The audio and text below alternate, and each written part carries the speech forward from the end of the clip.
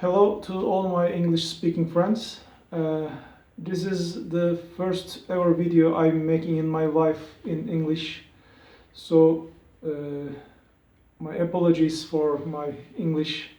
And as you can hear, it's not the best one in the world, but hopefully it will be enough for the purpose of this video. I'm a bağlama luthier from Turkey. My name is Engin.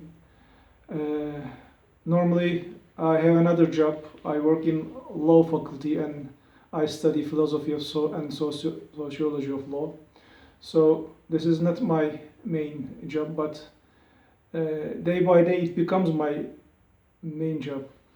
I wanted to make this video because I get so many questions from people around the world, and that's quite interesting for me also, because lots of guitar players especially interested in Kopuz and Ogur sazı.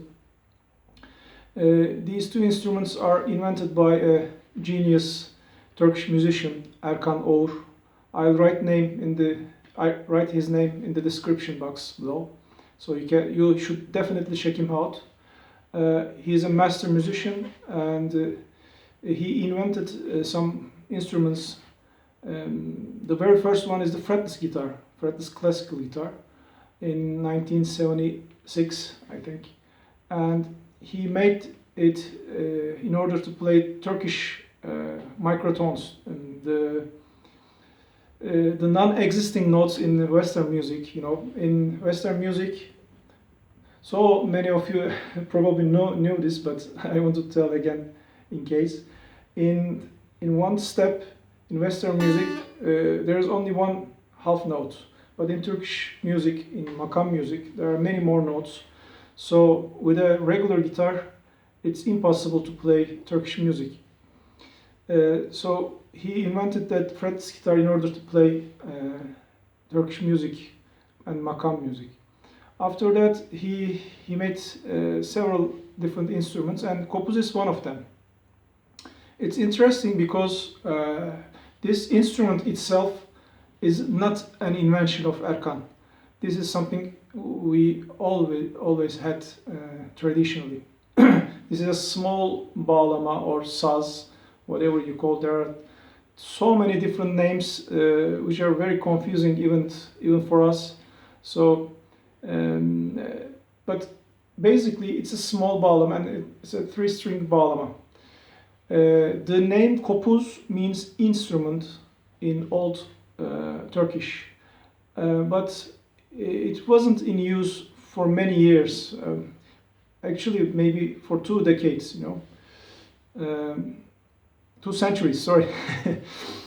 But after in 1990s, Erkan started to use that word again for this instrument. What makes this new is his tuning system and playing style, because this tuning and this playing style doesn't exist in the tradition. In the tradition, they play with their hands, with fingers, but they never played with fingernails. Since Erkan is a guitar player and he uses his fingernails to make arpeggios in guitar, he started to use that technique in this instrument. So this is the main difference. And the tuning system, to my knowledge, never been used before him. Also, he named this instrument as Kopuz, and from that time, everybody knows this as a Kopuz. If you search online for Kopuz, you can find some different instruments called Kopuz. There are some instruments played with bow, and there are some instruments called mouth Kopuz, which they put in their mouth and play it like that. And so basically this is from him. The tuning system is in this instrument, in this particular instrument, is mi, si, re, or e, b, and d.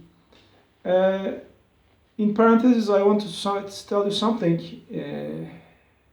In Turkish music, if you search for notes, you will find them always in La or A, because whatever the real tone is, I mean the frequency is, it can be other notes.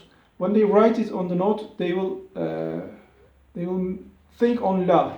So although I told that these notes are mi, si, re, you will never find something written with this system. You will always hear this. The tuning will be re, la, do, or d, a, c. In this case, the tonic or the karar sound is the middle string, la. Not the frequency la, but as we name it, it's la. And when you hit this note, it becomes like a minor chord, La, re, sorry, si, do, re, mi, la, re, excuse me, la, do, mi, okay. So it's like E minor, okay. As I told before, he plays this instrument with the fingernails, and he uses some arpeggios.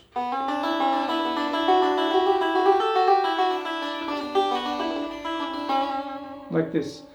So this is basically what makes this instrument different from regular bağlama or other bağlama family instruments. Usually they play bağlama with a plectrum or tezene in Turkish, which is called, or pick, It's a relatively small saz.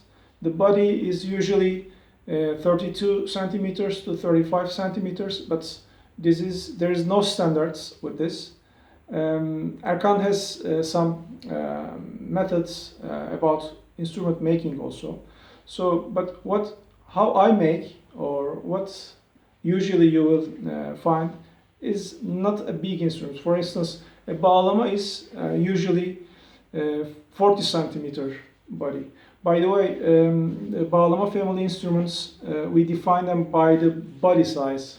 So the names are changed by the body size. There are some, for example, 40 centimeter and 39 to 42 centimeter bağlamas are tambura, or bigger ones are divan or meydan sazı, something like that. Smaller one, the smallest member, called jura. And so kopuz is,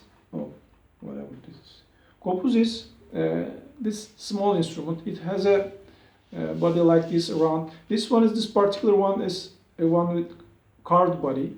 There are two types of bodies with all bağlama and bağlama family. One, and the more traditional one, is the ones with a carved body. You get a chunk of wood and you hollow out the inside, and you basically carve the body. And the other one is like an oud or a tambur. They use some ribs or strips of wood bent with hot water and iron, and they glue it together to form the body. I use some different techniques. This one, maybe you can see, made of 3 pieces of wood. This one is ireko, this one is mahogany. So I glue these 2 pieces to cheeks, if you can say. And usually the size depends to the tuning you want. As the many other Turkish instruments, there are not many chances for transposition. So if you want to play in a different key, you either have to change the tune or the instrument itself. For example, this instrument is now on C, but you can change the tuning to do, do diez, even re on this one, or by using some thicker strings you can make it Si, La, Sol, like that. For instance, this one, there is another one here, almost the same size. This is just 1 centimeter bigger than the other one, and this is on Sol, and it has some thick heavy strings.